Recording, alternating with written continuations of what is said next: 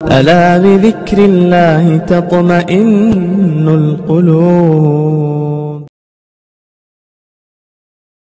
ہندوستان جب آزاد ہوا آثار قدیمہ کے نام پر، کسان کی پرانی عمارت ہے، آثار قدیمہ کے نام پر پنجاب میں 3000 سے زیادہ مسجدوں کو بند کر دیا گیا، آسام اور بنگال میں 250 مسجدوں کو بند کر دیا گیا، ہمارے یہاں گلبرگہ کے علاقے میں 250 مسجدیں آج بھی غیر آباد ہیں، نہ ان میں کوئی نمازی ہے نہ کوئی امام ہے، ان کو غیر آباد کر دیا گیا، اس لیے کہ وہ مسلمان ہیں۔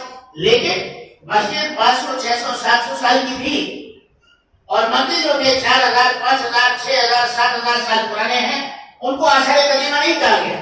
کوئی مندر ہندوستان میں بند نہیں ہے، لیکن مسلمانوں کی ہزاروں مسجدیں آج بھی بند ہیں۔ مسلمان نے اس پر بھی صبر کیا، ارے چلو ٹھیک ہے بند ہے، شہید تو نہیں کیا، کم از کم بند ہے۔ لال قلعے میں دیکھیے آپ، وہاں جائیے موتی مسجد ہے جو سنگ مرمر سے بنی ہوئی ہے، اس مسجد کو بند کر دیا گیا۔ 40 سال پہلے میں نے بھی اس میں نماز پڑھی تھی، وہ بند نہیں تھی، بعد میں اس کو بند کر کے اس کے چاروں طرف تار کی بار لگا دی گئی اور اس کو بھی بند کر دیا گیا۔